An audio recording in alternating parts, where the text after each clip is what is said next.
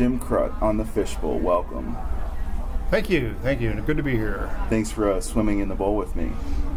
Well, as long as I get to splash, my way out of it from time to time, I think we'll be all right.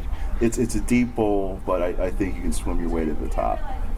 As long as I don't see a handle that says flush, I think we'll be all right. Right. Awesome. So we're here at Living Dead Weekend in correlation with the Steel City Con. What my first question, I guess, would be, what got you interested in film?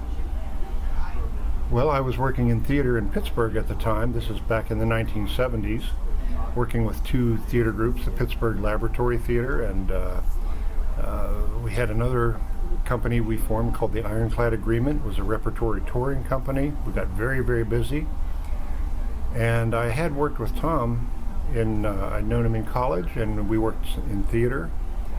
And I was on a bit of a break from one of our performances, and Tom said, "Hey, how would you like to be in a movie? I've got a great role for you." And so Tom pretty much cast me, and I hadn't really even thought about going into film because I was pretty much working on a daily basis in theater. Awesome.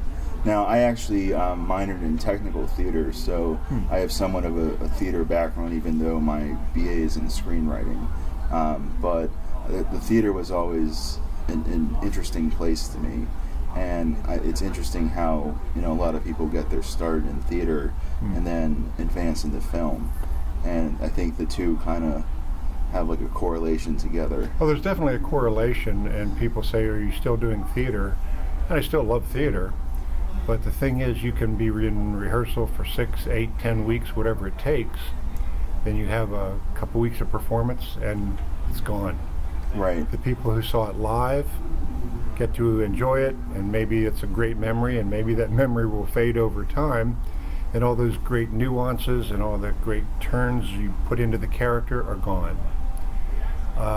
With film, once it's on there, it seemingly lasts forever. I mean, we're still watching and reconstructing films from the 1920s, 30s, 40s, and finding merit and value in them, but also lessons in how, with the first introduction of that technology, people were able to do so much.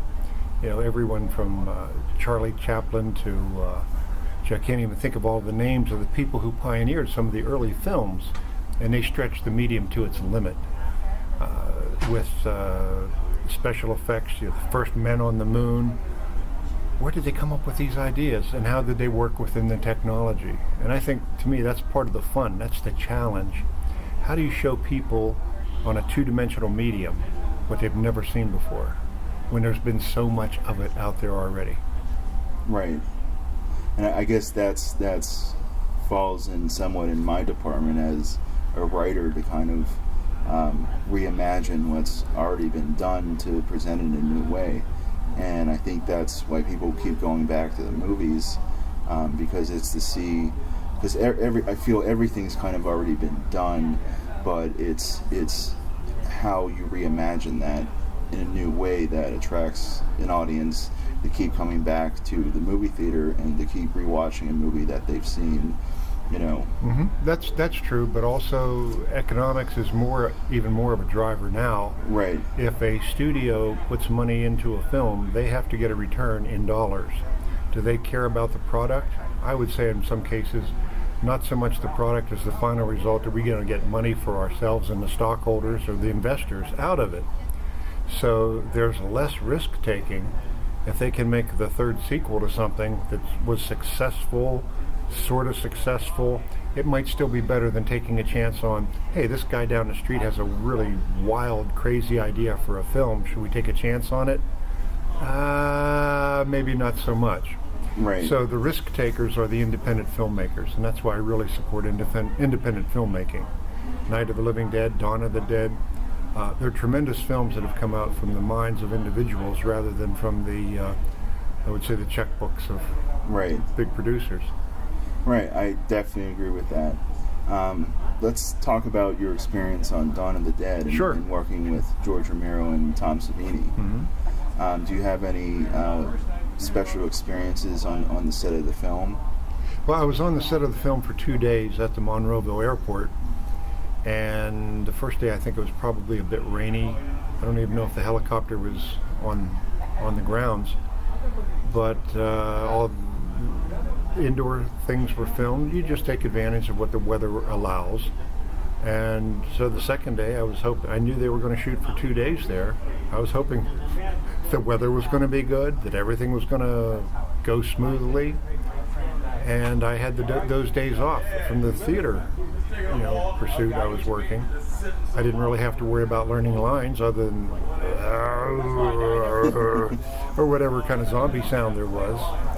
And it wasn't actually until I got on the set and ready to go out, I realized I had no idea what anybody else in the film was doing because I was brought in for that role. I wasn't at the mall. I wasn't in any of the other filming locations. So I turned to Tom and I said, well, Tom, what do these zombies do? Do they walk a particular way, or they run, or do they talk? Do they gesticulate? Do they move their arms around? What do they do? Just, you just think of what a zombie would be and just go do your thing, pretty much. And that's what I did. So I had to call upon whatever I thought a zombie might be from any of the old Caribbean and zombie-type images that were floating around in my mind. And would they move fast? Why would they move slowly? Because they're not really motivated to run fast, for one thing, and they can't. They're not that ambulatory, but they are persistent. And could they make noise? Well, I know I did some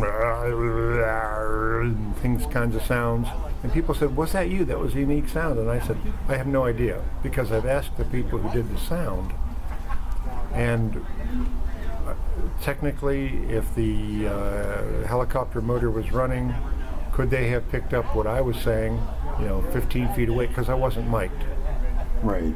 And secondly, would that have been consistent with other sounds that might have come from other critters in the movie? I have no idea.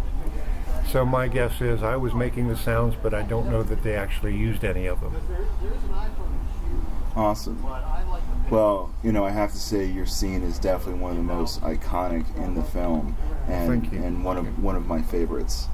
It's been listed as one of the top 5 zombie deaths of all time, and Bravo Network, I think, had it as number 39 out of the top 100 horror films with Dawn of the Dead. And so I'm pretty impressed with that for my first time getting into a film. Since then, I've done about maybe 15 other films, and I've learned a lot. I've come to appreciate the challenges more of filmmaking, I would say, rather than just stepping in saying, here's what you need to do.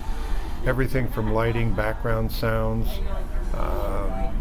but also character development, and hopefully having actors who know what they're doing, rather than, hey, I want to be cool, I want to be in a movie. Right. Anybody can do that, but is that going to sell when you get to Hollywood? Hey, we got a bunch of guys here saying they want to be in a movie, they want to be cool, right. And that's not going to happen. Want somebody either with a name or somebody we can trust who's going to show up on time, who can learn their lines, who doesn't mess up everybody else on the set. It's a job. You have to be dependable. You have to know what you're doing. You don't call a plumber who doesn't know how to use a wrench. You should get actors who know a little bit about what they're doing, how to perform for the camera, which is different than performing on stage. But that brings it back to your earlier point about stage actors and film actors. There's a lot of crossover, and there can be, but there are different techniques. Right. A very small gesture on screen translates very large, but on stage you need to make larger gestures so the people in the back can see them. Right, exactly. Exactly. Well, I guess my last question for you is, what are some of your favorite films? I have so many favorite films. I actually like John Carter on Mars. I like a lot of good sci-fi, fantasy. But I've always been embedded with Dracula, Frankenstein, the Mummy, the Wolfman, the Universal monsters, the classics. They always brought a unique either threat, resolution, or philosophy of different way of thinking to the screen than you would normally get in day-to-day life. And the challenges that meant to the community at large, whereby the community would unite against them, was turned on its head when George Romero did Night of the Living Dead and Dawn of the Dead. When George was asked, well, what makes zombies so scary? His answer was, they're your neighbors. Right. The people you would normally count on. Exactly. Well, Jim, it's been a pleasure having you swim in the bowl. Thanks so much. Hey, I see somebody reaching for the handle. It must be time for me to go. Hey, thanks very much for having me, and it's been a pleasure. Absolutely. Thanks so much. See you in the movies. Absolutely.